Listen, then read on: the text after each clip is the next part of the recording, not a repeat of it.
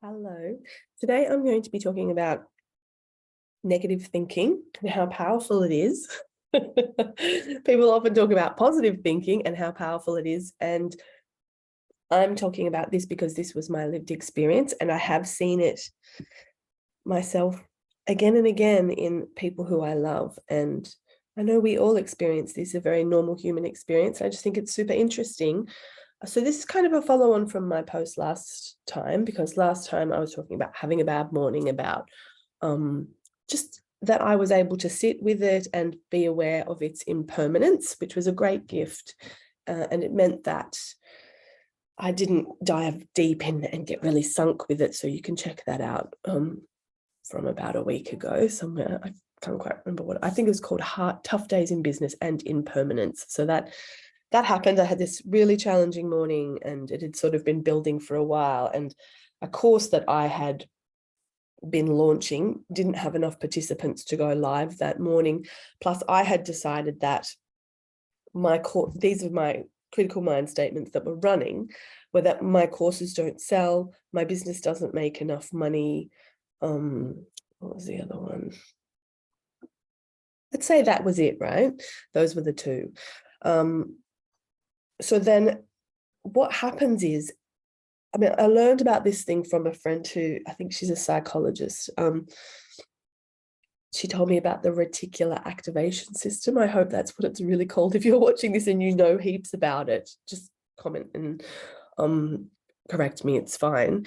But there's a part of our brain that once we make a decision about something, it wants to confirm that.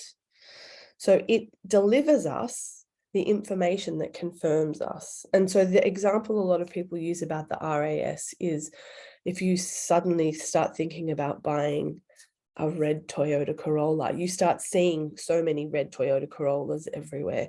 And the reason our minds do this filtering is because there is so much. Like, if I look around my room right now, there are probably like 1 million or whatever, some outrageous number of pieces of input coming to me right now.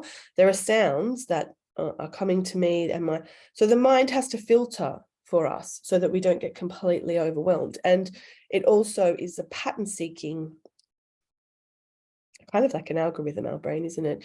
It's a pattern seeking process.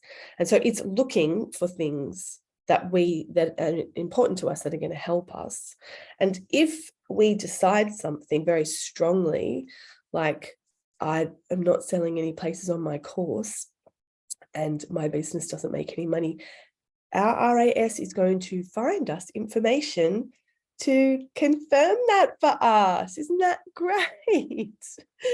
So what happened for me was, someone was actually messaging me about the course and wanted to join. And I didn't find that message until a day or two later.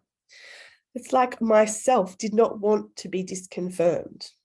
Also, when I went and looked at my bank balance, it hadn't changed. And that's like another piece of information, just contributes to this story that I'm telling myself that morning. So if we want to see other things, then we see other things. And that's why it's so important to be careful with what we think. And now sometimes, like that morning, I didn't really think there was another way that I could think about things. Like, that was really all that I could see. So what I ended up doing, what I ended up doing later that week was refinancing for my home loan with my partner. We decided about 4 days later to refinance, which we've been talking about for a very long time. It's nothing dramatic. It's not a big deal. It's just something that we've been meaning to get to.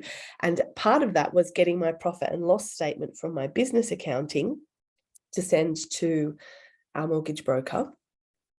And when I went in there, I could see that actually my business income is very steady.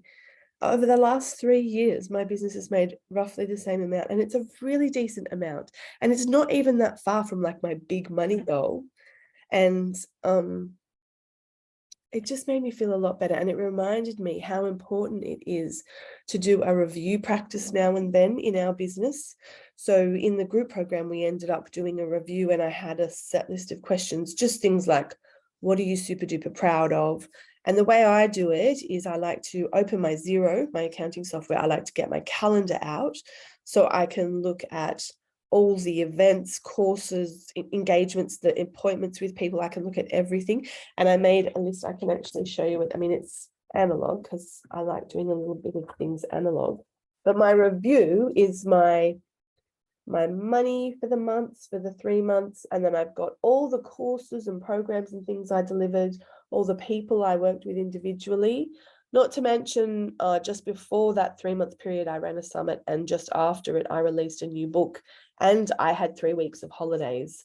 So even with 3 weeks of holidays, I was still about, able to generate a certain amount of income in the business, which is just beautiful. And it contradicts everything that